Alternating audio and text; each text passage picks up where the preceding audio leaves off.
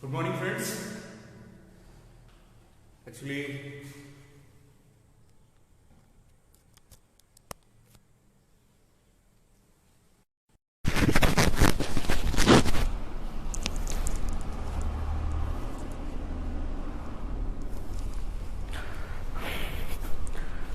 आप सभी को नमस्कार। और आज जैसे हम लोग पहले ही बता चुके हैं कि आज जो हम लोग का सेशन होगा वो एक मोटिवेशनल सेशन होगा, जिसका शीर्षक है मंजिल की तरफ कैसे बढ़ें। अब ये मंजिल जैसे बहुत सारे बच्चे जो आईआईटी नीट की तैयारी कर रहे हैं उनके लिए, जो कॉम्पिटिटिव एग्जाम की तैयारी कर रहे हैं उनके लिए भी है, क्योंकि सबके लिए एक मंजिल है और उस मंजिल की तरफ बढ़ने के लिए हमें कहीं ना कहीं सोचना होगा कि बढ़ना कैसे। ठीक है, तो एक बार और सभी को नमस्कार जो लोग ऑनलाइन आ चुके हैं। और आज इस सेशन का बहुत ज्यादा बेनिफिट आपको मिलेगा। यह सेशन 2 पार्ट में मैंने डिजाइन किया है। पहला पार्ट जो है वो आपको आईआईटी नीट के बच्चों के लिए स्पेशली है।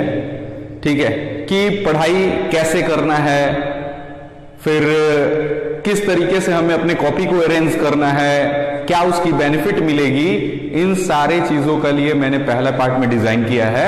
और दूसरे पार्ट में हमने डिजाइन किया है कि मंजिल की तरफ बढ़ते वक्त कौन कौन से फेज होते हैं और उस फेज में हमें क्या करना होता है। इसलिए ये 2 सेशन जो है वो बहुत इंपॉर्टेंट है। आप इसे जरूर देखें और हमारे साथ बने रहें। बेसिकली एक बात तो है भाई, मोटिवेशनल स्पीकर तो मैं हूं नहीं, और हमारे बहुत सारे ऐसे मोटिवेशनल स्पीकर हैं जिनको आप सुनते होंगे और काफी अच्छा महसूस करते होंगे, और बहुत अच्छी बात है। जैसे विवेक बिंद्रा सर हैं, संदीप महेश्वरी सर हैं, इन लोगों को आप लोग सुनते होंगे। तो हमारा जो आज का प्रोग्राम है, डेफिनेटली वो लोग बहुत अच्छे स्पीकर हैं। आज हमारा जो प्रोग्राम है हम थोड़ी और बारीकियों पे ध्यान देंगे। हम अपने लोकेलिटी के बारे में सोचते हुए ये जो है आज का हमने सेशन रखा है। अपने लोकेलिटी के बारे में सोचते हुए आज का सेशन रखा हुआ है।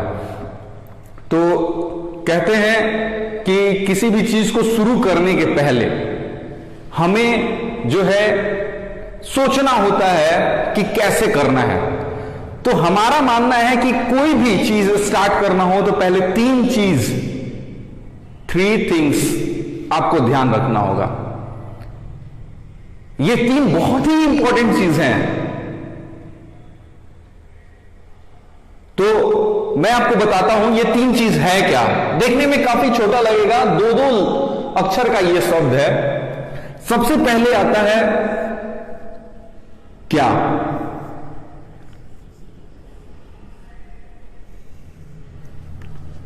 दूसरा क्यों, और तीसरा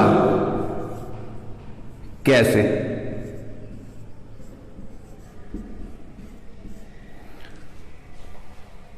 डेफिनेटली ये जो तीसरा लाइन इसी बेसिस पे लिखा हुआ है, मंजिल की तरफ कैसे बढ़े।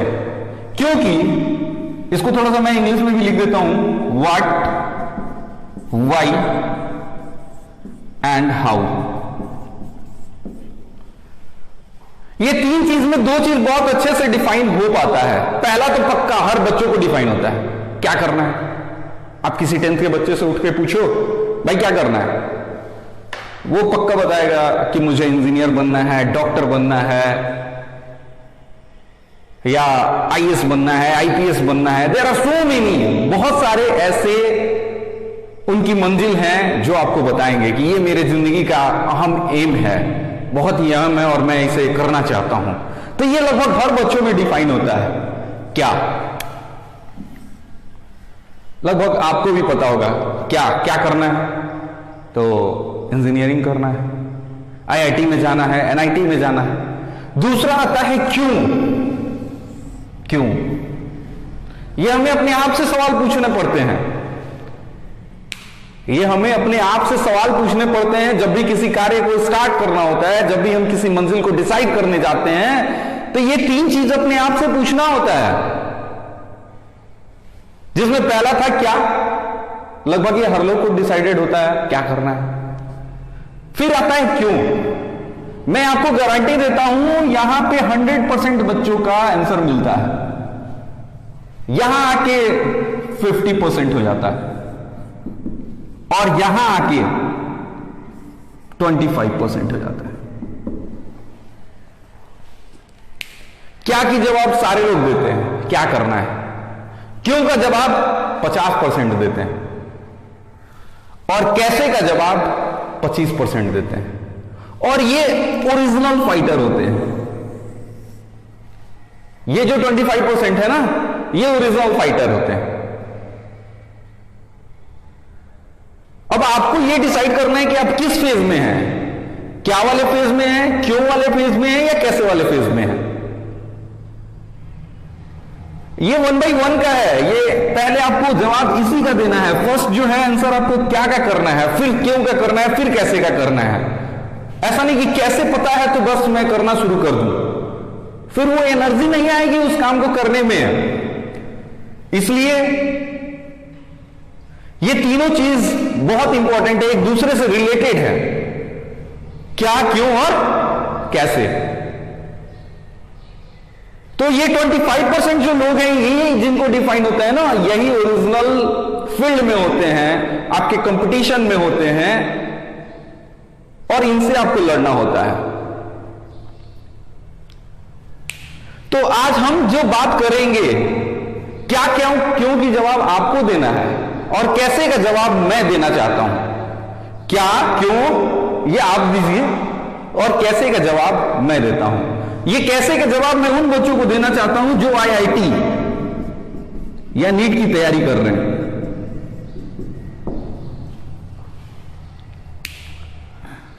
ठीक है, चलिए चलते हैं कैसे के जवाब ढूंढने IIT और नीट। स्टार्टिंग में क्या होता है जब हम लोग किसी भी चीज की प्रिपरेशन करने चलते हैं, जैसे IIT की प्रिपरेशन कर रहे हैं, नीट की प्रिपरेशन कर रहे हैं, तो बहुत ही ऊर्जा होता है। मतलब ऐसा लगता है कि ये बच्चा तो क्रैक करेगा ही करेगा, वेरी श्योर, इसकी गारंटी है कि ये लड़का क्रैक करेगा। डेडिकेशन, पूरी एकदम पागलपनी, जुनून सवार होता है उस बच्चे पे कि मुझे IIT क्रैक करना है।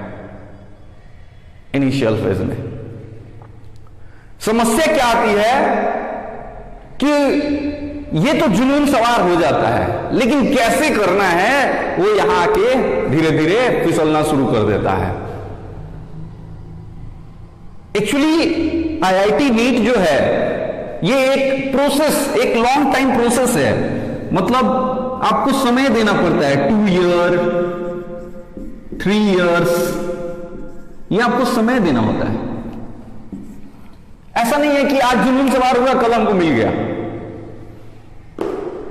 ये जो टाइम है, इस टाइम बीइंग में आपको वो एनर्जी मेंटेन करना होता है जो पहले दिन रहता है। वो एनर्जी मेंटेन करना होता है जो डे 1 में रहता है।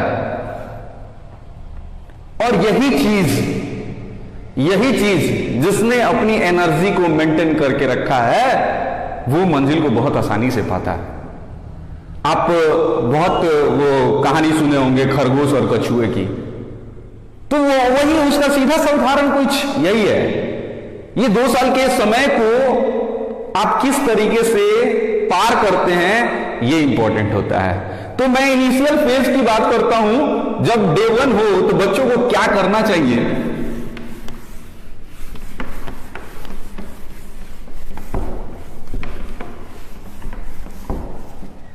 सबसे पहले तो जो भी बच्चे IIT नीट की तैयारी कर रहे हैं, उन्हें यह जानने की जरूरत है, सिलेबस जानने की जरूरत है कि हमें होल जर्नी में, इस 2 to 3 ईयर में, 2 इयर्स की जो 11th-12th होता है और जो बच्चे रिपीट करते हैं उनके लिए मैं 3 इयर्स की बात कर रहा हूं। तो इस होल जर्नी में सबसे पहले हमें जानने की जरूरत है कि सिलेबस क्या होगा। और ये सिलेबस बच्चों को कंफ्यूज कर देता है, गार्जियन को कंफ्यूज कर देता है। यहां पे मैं गार्जियन वर्ड का भी इस्तेमाल इसलिए कर रहा हूं कि गार्जियन भी बहुत कंफ्यूज रहते हैं। तो सिलेबस की जो मैं बात कर रहा हूं उसे समझने की जरूरत है कि आपका जो सिलेबस होता है वो सिलेबस 11th और 12th का फिजिक्स, केमिस्ट्री और मैथ्स, ये उन बच्चों के लिए जो आईआईटी की तैयारी करते हैं। Same 11th 12th physics, chemistry और बायो, ये उन बच्चों के लिए जो नीट की तैयारी करते हैं। मैं यहां पे क्लियरली लिखा हूं 11th 12th। एक्चुअली बच्चों को लगता है क्या, या कुछ गार्जियन को भी लगता है कि इंजीनियरिंग और मेडिकल का कुछ अलग सिलेबस होता है और उस सिलेबस को पढ़ना है। अगर मैं उस सिलेबस को पढ़ूंगा तभी आईआईटी और नीट होगी। तो मैं उस कंफ्यूजन को तोड़ना चाहता हूं कि ये 11th 12th की जो बुक्स हैं आप उठाइए, उसके सिलेबस को आईआईटी के सिलेबस से मैच कराइए, नीट की सिलेबस से मैच कराइए। आप जब मैच कराएंगे तो वहां देखेंगे कि बिल्कुल सेम सिलेबस है। हाँ, सेम सिलेबस क्या, वही चीज पढ़ना है। एक्चुअली हम जो पढ़ाई कर रहे हैं वो 11th 12th की ही कर रहे हैं। इन समस्याओं से हमें हटना होगा। तो syllabus is a very important part. अगर आपने सिलेबस नहीं देखा तो फिर आप आईआईटी की तैयारी कर रहे हैं कि नीट की तैयारी कर रहे हैं, उसका अंदाजा आपको नहीं लगेगा। एक बार जरूर हमें ओवरव्यू करना पड़ता है। इट्स कॉल्ड प्लान, इसको हम लोग प्लान कहते हैं। हम लोग एक छोटे से टूर पे जाते हैं, जैसे 1 जनवरी को जाते हैं। तो 1 जनवरी को जब हम लोग जाते हैं तो उस टाइम पे एक आधे 1 घंटे के प्रोग्राम के लिए हम प्लानिंग करते हैं कि कितने बजे गाड़ी निकालना है, क्या क्या सामान चाहिए, कौन से सामान हमें जरूरत पड़ सकती है रास्ते में, जो आपके पूरे जर्नी की एक बहुत ही इंपॉर्टेंट पार्ट होती है। वहां जाके कैसे क्या करना है, ये सारे प्लानिंग आप एक मात्र 2 घंटे के जर्नी के लिए करते हैं, एक 2 घंटे के एंजॉयमेंट के लिए करते हैं। तो जब आपकी 2 साल की ये जर्नी है तो आपको करना पड़ेगा, प्लान करना पड़ेगा, ओवरव्यू करनी पड़ेगी कि भाई ये सिलेबस है क्या। सिलेबस जब क्लियर हो जाएगा आपके दिमाग में कि भाई मेरे को फिजिक्स, केमिस्ट्री और बायो 11th 12th के पढ़ने हैं, इलेबरेट करके पढ़ने हैं, अच्छे से पढ़ने हैं, तो ऑटोमेटिकली आप उस पर काम करना शुरू करेंगे। दूसरी समस्या मैं बताता हूं, होता क्या है, ये हर बच्चों के साथ, बहुत सारे बच्चों के साथ होता है। डेफिनेटली ये बहुत छोटी बात है, बहुत छोटी बात है मैं जो बातें बता रहा हूं, लेकिन बहुत इंपॉर्टेंट है। होता क्या है कि बच्चे जब क्लासेस करने आते हैं एक कॉपी उठाते हैं, क्योंकि 10th के बाद एक अलग ही मतलब फीलिंग रहता है।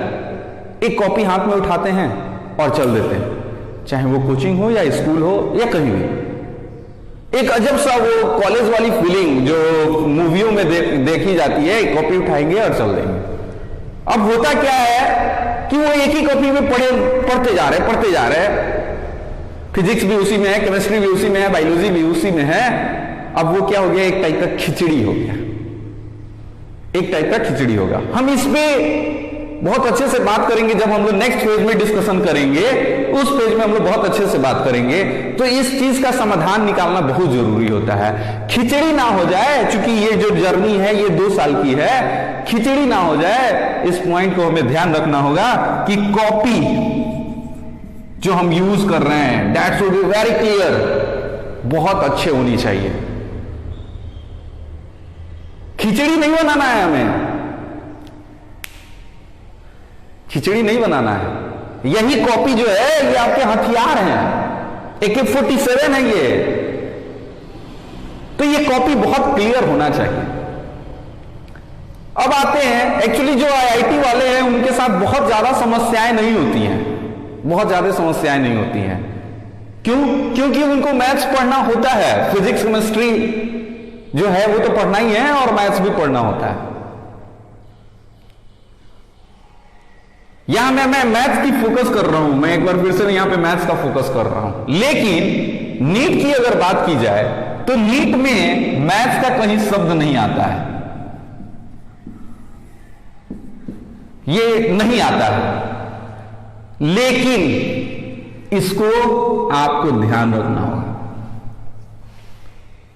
क्योंकि बहुत सारे बच्चे ऐसे हैं जो मैथ्स के डर से बायो की तरफ भागते हैं, मैथ्स के डर से बायो की तरफ भागते हैं। उन्हें लगता है कि अरे बायो अगर मैं ले लिया तो मैथ्स की कोई रिक्वायरमेंट ही नहीं है। मैथ्स की रिक्वायरमेंट क्या है? मैं आज से कुछ दिन पहले एक पोस्ट किया था जो एससी वर्मा सर के बुक का कटिंग था, और मैंने वहां पे बताया था कि मैथ्स जो है वो फिजिक्स की लैंग्वेज है। यानी हमें अगर फिजिक्स पढ़ना है तो हमें मैथ्स की रिक्वायरमेंट है, और जो घटाव वाली रिक्वायरमेंट नहीं कि प्लस माइनस तो करने आता ही है, बचपन से पढ़ रहे हैं।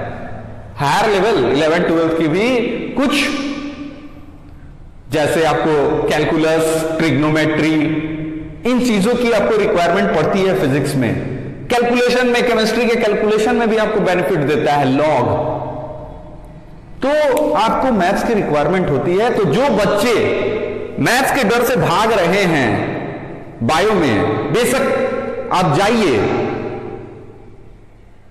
पीसीबी के क्षेत्र में जाइए, बिल्कुल जाइए, आप बायोलॉजी लेके आगे पढ़िए, लेकिन मेंटली प्रिपेयर रहिए कि हमें मैथ पढ़ना है, उतना पढ़ना है जिससे कि हमारा फिजिक्स और केमिस्ट्री निकल जाए। बिल्कुल खाली मत हो जाइए कि अरे अब चलो यार मैथ से तो निजात मिला, मैथ्स अब मेरे लिए अब कोई जरूरत नहीं है। तो मैं आपको बताऊं कि आपको इस मैथ्स की रिक्वायरमेंट है, थोड़े बहुत आपको जरूरत पड़ेगी, और उस थोड़े बहुत के लिए आपको थोड़े बहुत पढ़ना होगा। और इसके लिए हम लोग क्लास भी लगा रहे हैं, बेसिक्स क्लास का जो मैथ्स का क्लास चलता है, आप ऑनलाइन हमारे यूट्यूब चैनल पे भी देख सकते हैं, और फेसबुक लाइव पे भी आपको मिलता है, हमारे पेज पे भी मिल जाएगा। सारे आप उस बेसिक मैथ्स को देखिए, दैट इज वेरी इंपॉर्टेंट। तो ये तीन चीजें जो बच्चे आईआईटी और नीट की तैयारी कर रहे हैं, वो तीन चीजें, इन चीजों पे फोकस करें, कॉपी, और जो नीट की तैयारी कर रहे हैं वो मैथ्स, आपको फोकस करना होगा। ठीक है, अब हम चलते हैं थोड़ा विस्तार से, क्योंकि हम लोगों ने बता दिया आपको कि सिलेबस जो होता है वो इंपॉर्टेंट होता है। अब इसके बाद जब हम लोग बढ़ेंगे तो वो 4 फेज होते हैं, 4 फेज होते हैं। मैंने पूरे जर्नी को 4 फेज में बांटा है।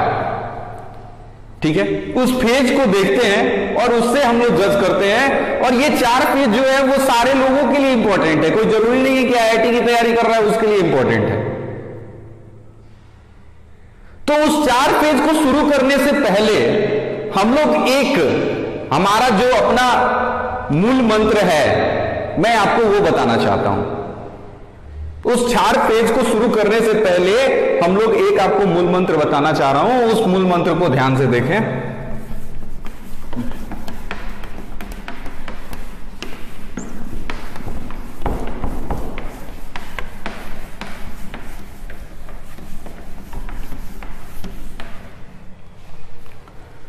ये मूल मंत्र जो है वो है 4D। 4D, इस 4D में कुछ छिपा हुआ है, जिसमें पहला है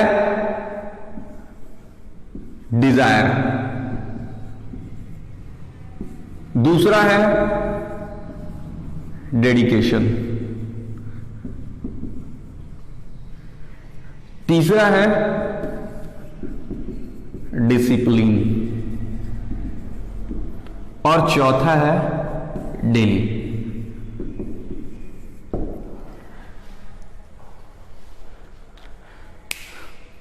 ये बहुत ही इंपॉर्टेंट टर्म है, बहुत ही इंपॉर्टेंट चीज है। हमें इन चीजों को समझना होगा बहुत बारीकी से, क्योंकि हमने क्या, क्यों और कैसे के आंसर में हम लोग हैं। तो क्या क्यों में आपको इन चीजों को ध्यान रखना होगा। डिजायर जो पहले डिफाइन करता है आपकी इच्छा को, आपकी इच्छा को डिफाइन करता है कि क्या करना है यार। बहुत बड़ी गाड़ी होनी चाहिए, समाज में एक अलग पहचान होना चाहिए, इसके लिए डिजायर, यह हमारे अंदर की इच्छा है और इच्छा ही सब कुछ कराती है। तो डिजायर आपको होना चाहिए, चाहे वो आईआईटी का हो, नीट का हो या फिर कुछ भी हो, एनीथिंग। दूसरा डेडिकेशन, जिसको बहुत लोग मैडनेस का भी नाम देता है और हिंदी में कहें तो जुनून। इच्छा हो गई, इच्छा हो गई, जैसे कि मुझे, चूंकि मैं बहुत सारे ऐसे एग्जाम्पल हैं जिसको मैं दूं तो बिल्कुल प्रैक्टिकल लगेगा।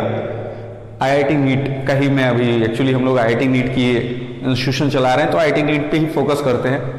मुझे जुनून हो गया कि मुझे आईआईटी में जाना है, इच्छा हो गया, सॉरी, मुझे इच्छा हो गया कि आईआईटी में जाना है। तो ऐसा नहीं है कि आप इच्छा कर लिए और आपको मिल गया। उसके बाद जो सबसे इंपॉर्टेंट है, उसके लिए आपको चाहिए जुनून। आपने जो इच्छा किया है उस पे काम करने के लिए जुनून चाहिए। अंदर से एक अलग ही जुनून रहे, पागलपन रहे कि मेरे को ये पाना है, I have to do this at any cost. जब जुनून होगा तभी आपकी इच्छा पूरी होगी। जब जुनून होगा तभी आपकी इच्छा पूरी होगी। आपने Dashrath Manjhi the mountain man वो मूवी देखा होगा। उस मूवी में क्या है, वो मूवी में बस एक ही चीज दिखाई गई है, जुनून। जुनून होता है दशरथ मांझी को कि इस पहाड़ को तोड़ देना है और वो लग जाता है उस कार्य में। उसका क्या डिफाइन था, क्यों डिफाइन था, कैसे डिफाइन था, ये तीनों चीज उसकी डिफाइन थी। तब जाके वो उस पहाड़ को तोड़ दिया। तो ये जुनून, dedication is a very important. तीसरा डिसिप्लिन, अनुशासन। अनुशासन एक बहुत ही इंपॉर्टेंट पार्ट है आपके लाइफ का, बहुत ही इंपॉर्टेंट पार्ट। आपको अनुशासित होना होगा, किसी भी चीज के लिए आपको अनुशासित होना होगा। और अनुशासन को समझना है तो हमारे जो सनातन धर्म में बहुत सारे वेद हैं, या आप अभी हाल फिलहाल में रामायण जो चल रहा था, उस अनुशासन को आप देख सकते हैं कि कैसे अनुशासित होना है। तो discipline is a very important third pillar of your success. आपकी सफलता का तीसरा पिलर होता है डिसिप्लिन। अगर आप अनुशासित हैं, अनुशासित कहने का मतलब क्या, आप में डिजायर था, आप में इच्छा थी, आप में जुनून भी था, डिसिप्लिन नहीं था, तो फिर आपको सक्सेस से थोड़ा पीछे, एक्चुअली मैं सक्सेस नाम नहीं लेना चाहता हूं, मंजिल से आप थोड़ा पीछे चले जाएंगे। अब समझते हैं डिसिप्लिन का क्या मतलब है। डिसिप्लिन का मतलब है कि हम जिस कार्य में लगे हैं उस कार्य को करते रहें। अब ऐसा नहीं कि आज जो है जुनून आ गया अंदर, तो आज हमने उठा और पढ़ाई कर दिया 4 घंटा, 6 घंटा, 8 घंटा, और सुबह उठा और सुबह उठते उठते जो है हम लोगों ने पूरा दम लगा के पढ़ दिया एक दिन, और अगले दिन पता चला कि गोल। अगले दिन चलो यार कल तो 8 घंटा पढ़े थे, आज 2 घंटा भी पढ़ लेंगे तो 10 घंटा 2 दिन में डिवाइड हुआ, 5-5 घंटा बहुत है। सर तो ऐसे भी कहते हैं 4 घंटा की पढ़ाई होनी चाहिए। ठीक है, तो ये डिसिप्लिन की कमी होती है। डिसिप्लिन ही आपको सही डायरेक्शन में ले जाता है, आपकी मंजिल की तरफ ले जाता है। तो ये आपका डिसिप्लिन जो है बहुत इंपॉर्टेंट है, थर्ड पिलर है। और फोर्थ पिलर की बात करते हैं, that is a very small word, very very small word, daily.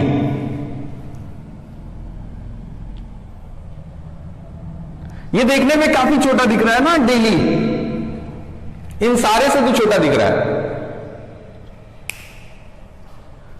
ये बहुत ही इंपॉर्टेंट है, इसको समझते हैं। जो भी कार्य करिए, जो भी कार्य करिए, आप जिस मंजिल की तरफ बढ़ रहे हैं, उस कार्य को जो कर रहे हैं, जो आपकी डेडिकेशन डे 1 को थी, जो डेडिकेशन आपका डे 2 का था, वो डेडिकेशन डेली होना चाहिए। मेरी बात समझ पा रहे हैं? जो होता क्या है कि जब हम लोग मंजिल डिसाइड करते हैं, जब मंजिल डिसाइड करते हैं तो उस दिन हमारी एनर्जी बहुत बहुत ज्यादा होती है, एक्सट्रीम होता है। और जैसे जैसे हम समय पार करते हैं, उस समय हमारी जो एनर्जी है वो धीरे धीरे कम होना शुरू होती है। तो इसलिए उस एनर्जी को निरंतर बनाए रखना है। जो भी एनर्जी आपका डे 1 के दिन है, वही आपका डे 2 के दिन होना चाहिए, डे 5 के दिन होना चाहिए, और डे लास्ट के दिन होना चाहिए, डे मिड के टाइम तक का सेम, यानी कांस्टेंट, बिल्कुल कांस्टेंट। जब आप एक रास्ते की तरफ बढ़िएगा, कांस्टेंट होके बढ़िएगा, तो वो बिल्कुल आपकी जो निशाना होगी, आपने जो साधना किया है, वो बिल्कुल आपको मिलेगा। तो इसलिए ये वर्ड छोटा है लेकिन बहुत इंपॉर्टेंट है। और इन चारों पिलर का आपने ध्यान रखा, 4 पिलर, तो मैं उम्मीद करता हूं कि मंजिल मिलेगी, बिल्कुल मिलेगी। अब हम लोग आते हैं सेकेंड फेज में। इस सेकेंड फेज का बहुत सारी चीजें हमने यहां भी डिफाइन किया है। ठीक है, सेकेंड फेज को हम लोग देखते हैं।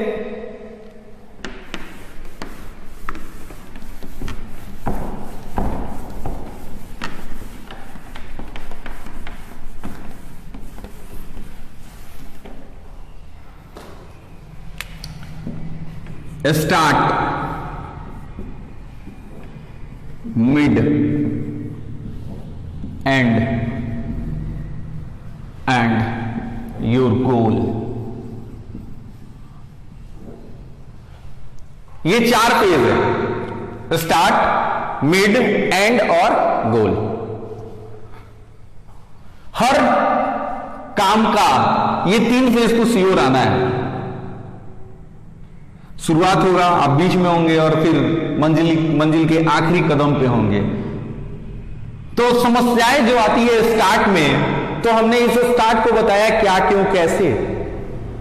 इस स्टार्ट को मैंने बताया क्या, क्यों, कैसे। इसका समाधान, अगर ये आपका प्रॉब्लम है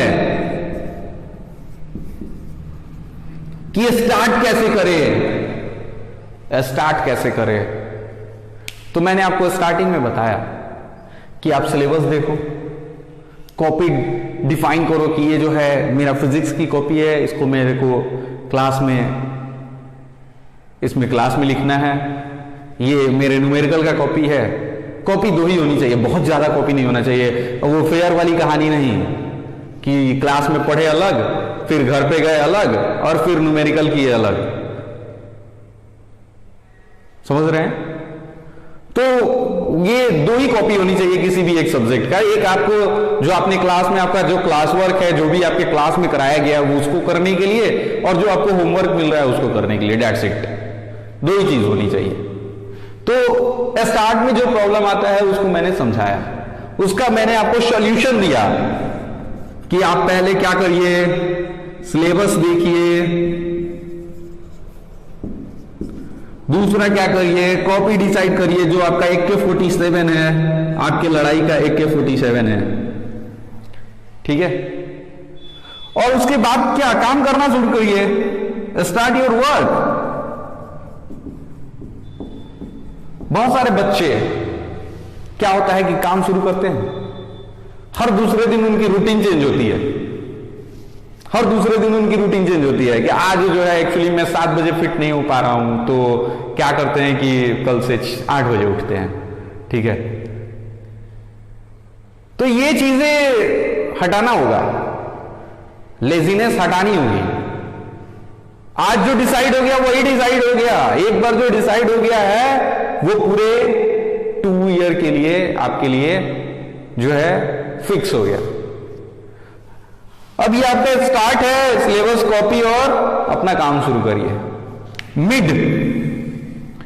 मिड में समस्या क्या आता है कि हम लोग जब कोई भी कार्य को शुरू करते हैं तो मिड में एक समस्या आती है, अरे बहुत टाइम है यार, और पढ़ाई तो अच्छी चल ही रही है, अभी बहुत टाइम है, अभी तो 2 साल टाइम है। एक काम करते हैं, अभी 11th में थोड़ा सा नॉर्मल भी पढ़ लेंगे, कोई बात नहीं है, 12th में तो बहुत अच्छे से पढ़ लेंगे, बैलेंस हो जाएगा। समझ रहे हैं? 11th में क्या होता है कि जब बच्चे 10th से पास होते हैं, अरे छोड़ो ना अभी तो बहुत टाइम है। मिड में जब हम लोग शुरू करते हैं, क्योंकि शुरू की एनर्जी होती है, शुरू में तो हम पूरे जोर से लगे होते हैं, बहुत जोर शोर से लगे रहते हैं कि मुझे तो इसे करना है, मुझे पाना है इसको।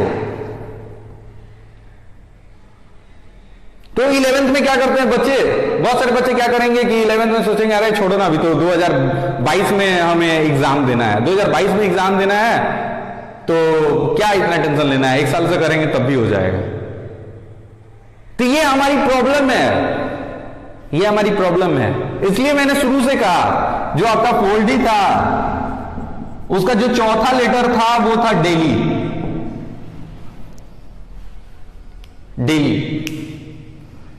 तो जो भी पढ़ाई करनी है, आपने जो डे 1 को किया है वही आपकी पढ़ाई रेगुलर होनी चाहिए। ऐसा नहीं कि 11th में मिड टाइम में हम आए और पता चला कि अरे छोड़ो ना यार, जो है कि अब प्रेशर फील हो रहा है, पढ़ लेंगे, टाइम है, कर लेंगे, कल से करेंगे, परसों से करेंगे। तो ये जो बहाना आते हैं, एक्सक्यूज जो आता है, इस एक्सक्यूज को खत्म करना होगा, ये एक्सक्यूज को खत्म करना होगा कि टाइम है। एक्सक्यूज क्या क्या आते हैं, टाइम है, कल से करेंगे,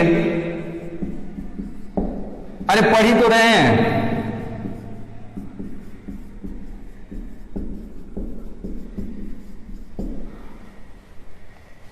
तो ये जो पॉइंट है इन एक्सक्यूज को खत्म करिए। मीन्स आपका मिड भी वो ऐसा फील होना चाहिए कि इट्स ऑल्सो स्टार्ट, ये स्टार्ट है, इट्स नॉट ए मिड। और ये स्टार्ट कैसे फील होगा, जब आप इस काम को डेली करोगे।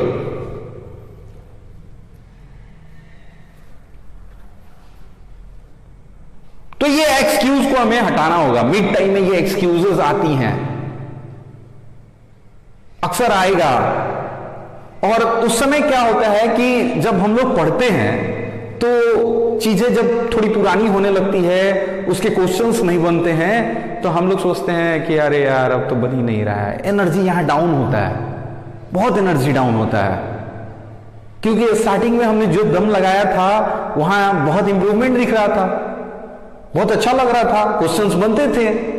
समय बीतते गया, थोड़ा सा समय बीता, पता चला अरे यार अब तो समझ में ही नहीं आ रहा है।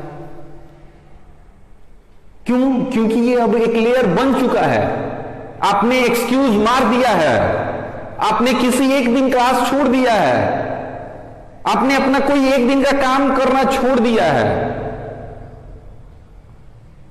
और ये एक्सक्यूज बनते बनते बनते जब लेयर बन जाता है तो आपके मिड में एनर्जी हो जाती है डाउन। और यहां आपको समय मिलता है, एक बार और समय मिलता है, एक बार और आप अगर कोशिश करोगे तो ये समय आपको फिर से मोटिवेट करेगा, एक बार फिर से आपको मौका दे देगा कि चलो ठीक है। लेकिन एक्सक्यूज लाना नहीं है, नहीं लाना है। 2 साल की बात है, प्यार तेरे साथ है, बस 2 साल की बात है। तो इन चीजों को ध्यान रखना होगा। अब आते हैं नेक्स्ट, थर्ड एंड, प्रेशर। यहां प्रेशर इंक्रीज होता है, बहुत प्रेशर होगा, अनवांटेड प्रेशर। हम लोग इसको नाम देते हैं अनवांटेड प्रेशर। ये मतलब ना चाहते हुए भी ये प्रेशर आए हैं, और यहां पे झेलना बहुत डिफिकल्ट हो जाता है, बहुत डिफिकल्ट। यानी आपकी मेन लड़ाई यहीं पे होती है, आपका जो मेन फाइट होता है वो यहीं होता है, एंड वाले टाइम में। सबके लाइफ में आना है, start and, start mid and आना है। मेरे लाइफ में भी आया है, सबके लाइफ में आना है। अभी हमारे लाइफ का अगर मैं अपने इंस्टीट्यूशन की बात करूं तो एंड पोजीशन पे हैं, बहुत सारे प्रेशर्स हैं हम लोग के ऊपर, but I am very mentally stable, mentally prepared कि हमें इस एंड को जीतेंगे तो मुझे क्या मिलेगा।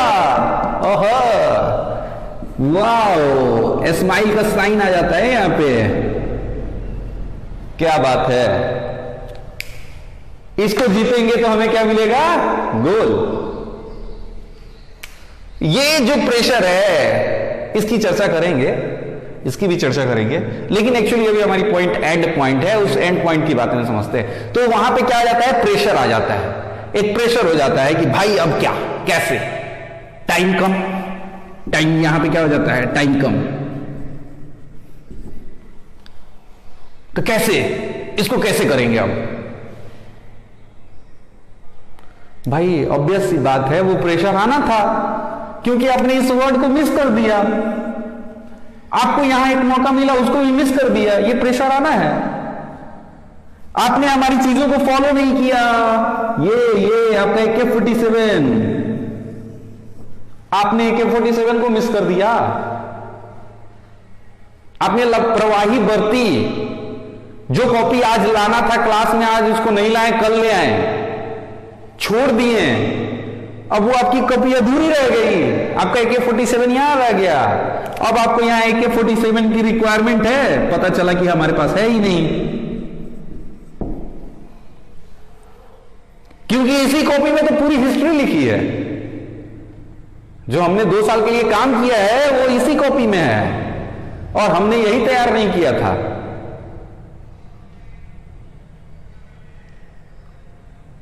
समझ में? तो प्रेशर, टाइम कम और AK-47। तो प्रेशर उन लोग को होता है, प्रेशर उन लोग को होता है जो ज्यादा लापरवाही बरते हैं।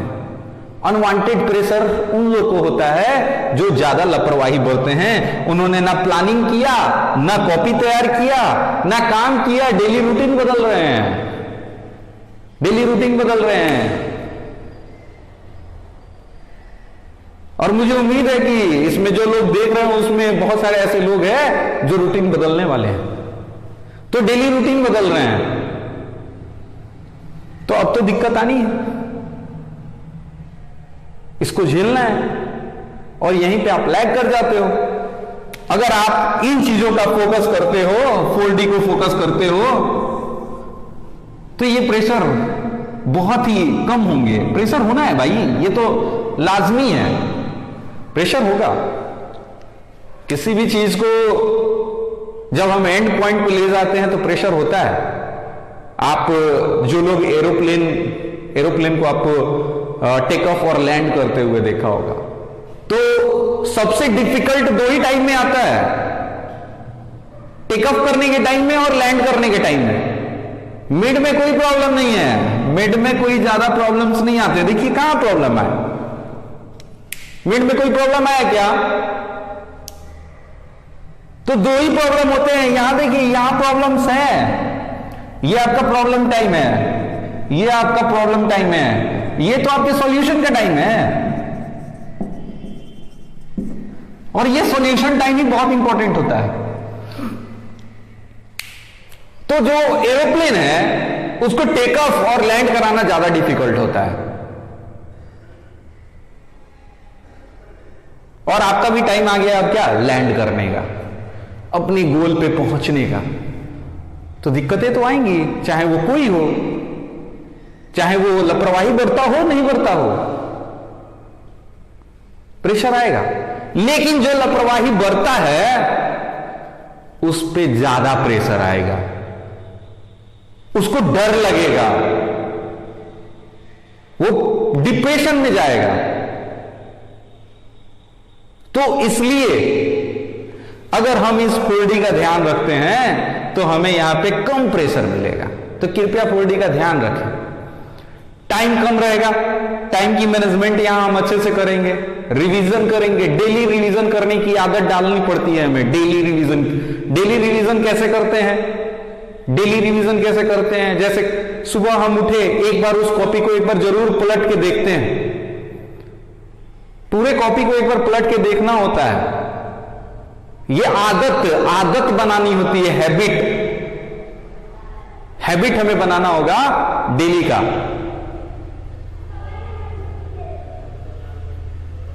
डेली एक बार उठे, सुबह में फिजिक्स का कॉपी उठाए, कॉपी उठा के देख लिए भाई ये प्रॉब्लम है, क्या सर ने बताया था, क्या दिक्कतें आई थी, हम बनाए थे इस क्वेश्चन को तो हमें क्या दिक्कतें आई थी। इन द सेम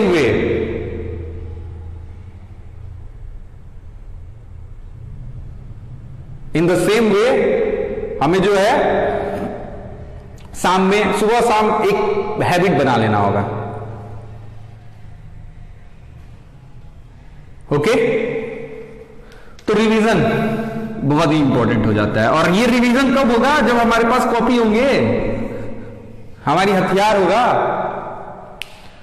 और मुझे लगता है कि अगर मैं जो यहां पहुंचते कितने लोग हैं, ये वही 25% लोग हैं, 25%।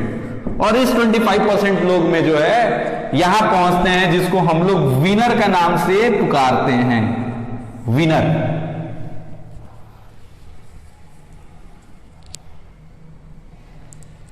ठीक है, मैं एक बात जरूर यहां कहूंगा, एक बात यहां पे फिर से मैं एक बार फोकस करूंगा, विनर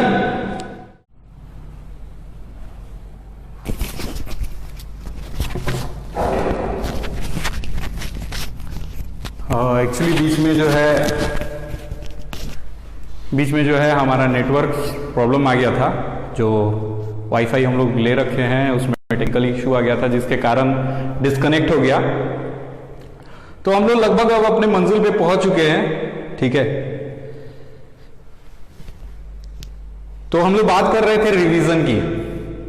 तो रिवीजन बहुत इंपॉर्टेंट है, हमें एक बार सुबह उसका आदत बनाना होगा, एक बार सुबह और शाम में जो है, क्योंकि एक जो हम लोगों ने 2 साल काम किया है उसको अचानक से रिव्यू नहीं कर सकते हैं। मतलब ऐसा नहीं कि चलो डेली पढ़ लिए हैं, अब एग्जाम देने जाएंगे तो याद आ जाएगा, नहीं, ऐसा नहीं होता है। तो इसलिए रिवीजन बहुत इंपॉर्टेंट होता है, आपको रिवीजन करना होता है। एक बार सुबह शाम की आदत लगाइए आप।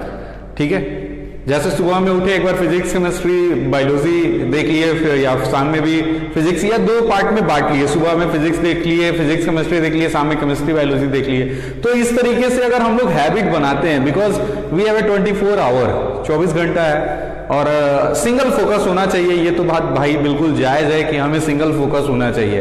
अब 24 घंटा में पता चला कि हम 5 घंटा इधर भी दे रहे हैं, 4 घंटा उधर भी दे रहे हैं, और 3 घंटा उधर भी दे रहे हैं, तो फिर आपके पास टाइम नहीं बचेगा। तो सिंगल फोकस होइएगा तो बहुत आसानी से ये जो है हमारा जो गोल है वहां पे पहुंच जाएंगे। ठीक है, अब आता है जो मोस्ट इंपॉर्टेंट दो बात जो है वो बहुत इंपॉर्टेंट है, और अक्सर आप लोगों के मुंह से सुनते हुए पाएंगे, ठीक है, कि सर इन्वायरमेंट,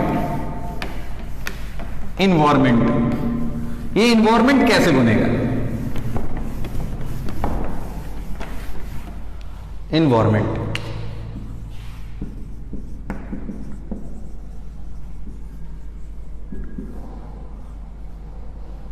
ठीक है। एक्चुअली भाई ये इन्वायरमेंट जो है, मैं यही मानता हूं, मैं शुरू से यही मानते आया हूं कि इन्वायरमेंट जो है ये सारा, ये जो है ना दिमाग, सोच इस पे डिपेंड करता है। अगर हम लोग अपने दिमाग में ये बातें बैठा लिए कि हमारी इन्वायरमेंट बेस्ट है, हमें इसी इन्वायरमेंट में काम करना है, तो बेस्ट है। नहीं तो आप अच्छी इन्वायरमेंट में भी रह के बिगड़ना है। क्या ऐसा नहीं है? दिल्ली की इन्वायरमेंट क्या खराब है? वहां बच्चे नहीं बिगड़ते हैं? बाहर की जो इन्वायरमेंट है वहां क्या बच्चे नहीं बिगड़ते हैं? या अपने घर की जो इन्वायरमेंट है वहां पे बच्चे नहीं बिगड़ते हैं? बिगड़ते हैं। So environment is totally depend on yourself. ये आपके सेल्फ पे डिपेंड करता है, ना कि अगल बगल के लोगों पे डिपेंड करता है। मुझे कभी कभी एहसास होता है, मैं कभी कभी सोचता हूं तो मुझे लगता है कि यार शायद मैं भी बहुत अच्छी इन्वायरमेंट में नहीं रहा हूं। बहुत सारी कुरीतियां रही हैं हमारे इन्वायरमेंट में, लेकिन उस इन्वायरमेंट से बचते हुए हमें अपना एक इन्वायरमेंट, एक कवच अपना बनाना होगा कि यार this is my environment. Social environment क्या है, कैसे है, ये इन्वायरमेंट मायने नहीं रखता है अगर आपका अपना इन्वायरमेंट फिट है। मुझे याद है कि जब 2006 में मैं इंग्लिश बोलना शुरू किया था, तो इसी मीरगंज की मैं बात बता रहा हूं, तो बहुत सारे लोग देसी मुर्गी बिलायती बोल, ठीक है। सो उस समय बहुत प्रॉब्लम फील होता था, अरे यार लोग क्या क्या बोलते हैं, कैसे बोलते हैं। लेकिन that is not a issue.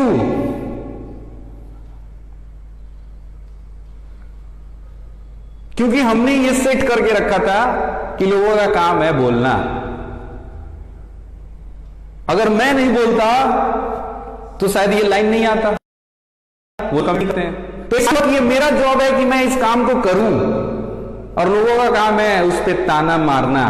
और वो जितने ताना मारेंगे उतना ही आप में, अगर आप पॉजिटिवली चीजों को ले रहे हैं, अगर आप पॉजिटिवली काम कर रहे हैं, अगर आप डिटरमाइंड हैं, अगर आप में डेडिकेशन है, आप डेली काम कर रहे हैं, यू विल गेट सक्सेस। मैं जब इस संस्था को भी स्टार्ट किया था तो इस सारी समस्याओं से मैं गुजरा हूं। बहुत सारे लोग बोलते थे यार एनआईटी के बाद why you are coming in Mirganj, Mirganj में क्यों स्टार्ट करना चाहते हो, क्यों मीरगंज में क्यों? तो बहुत सारी तानाएं हम लोगों ने सुना है, और उस ताना से हारना नहीं है, और ना ही उन्हें जवाब देना है, उन्हें जवाब भी नहीं देना है। ऐसा नहीं कि हम रास्ते चलते अब जवाब देना शुरू कर दें। अगर हम जवाब देने लगेंगे तो हमारी डिस्ट्रैक्शन हो जाएगी, हमारा जो काम था उससे हम लोग भटकना शुरू हो जाएंगे। इसलिए इट्स वेरी इंपॉर्टेंट कि हमें जवाब नहीं देना, अपने काम पे फोकस करना है। हमने किया इसलिए उन लोगों ने कमेंट करना शुरू किया, तो उनका वो काम था, मेरा ये काम था कि मैं उसको मंजिल तक पहुंचाऊं। ये लोगों में एक भ्रम था कि मीरगंज से आईआईटी नीट नहीं हो सकता है। Now it's A option. आज ये ऑप्शन है, विकल्प है कि हो सकता है, करना होगा और करेंगे। मैंने जब इस संस्था को स्टार्ट किया था मैं बोला था, और मैं आज भी बोल रहा हूं कि 2021 ये मेरा लास्ट टाइम होगा जहां पे हम कोशिश करेंगे आईआईटी और नीट का रिजल्ट, मेडिकल का भी रिजल्ट देने का। Let's see.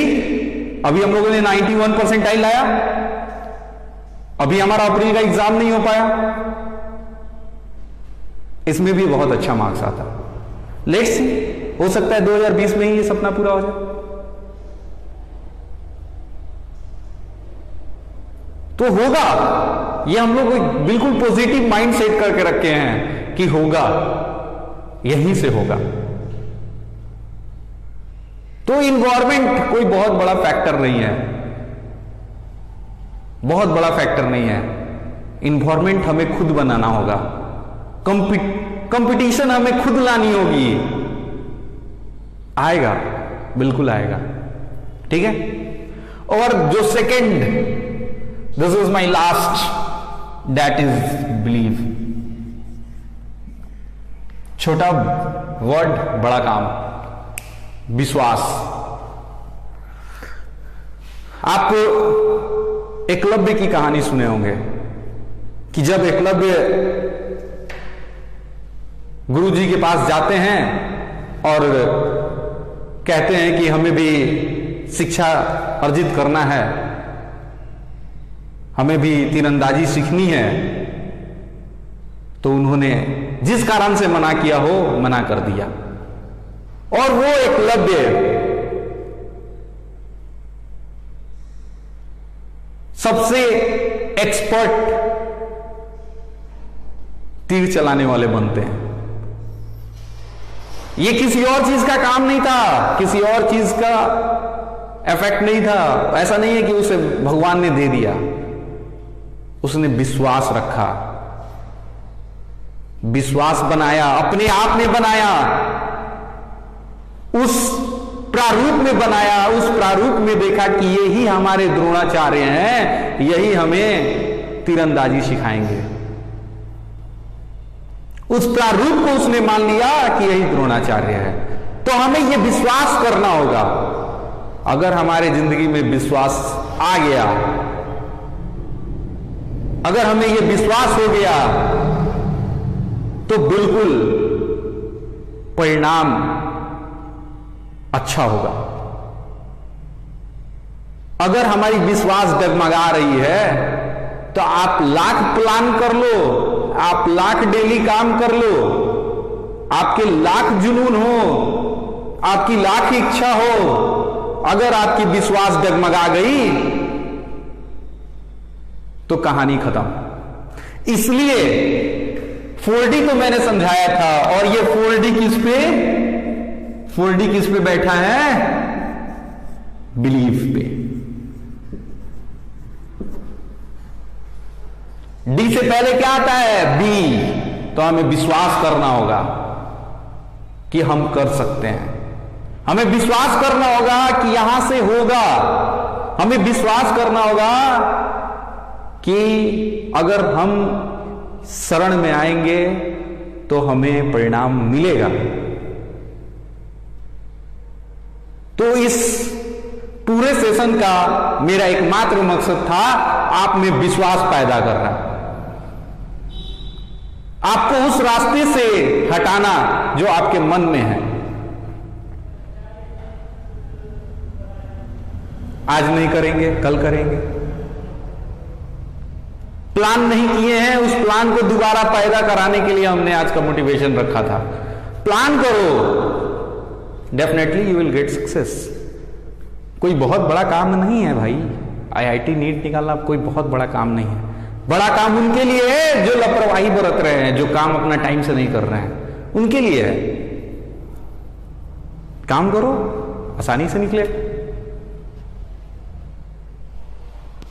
तो आज के लिए बहुत बहुत धन्यवाद। आप लोग हमारे सेशन को सुने, देखे, अच्छा लगा हो तो बिल्कुल शेयर करें।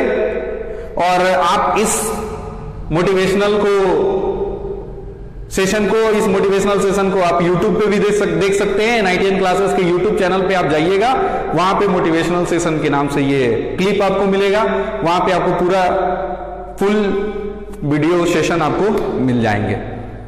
So thank you. और मुझे विश्वास है, मैं विश्वास कर रहा हूं कि आप लोग इस सेशन से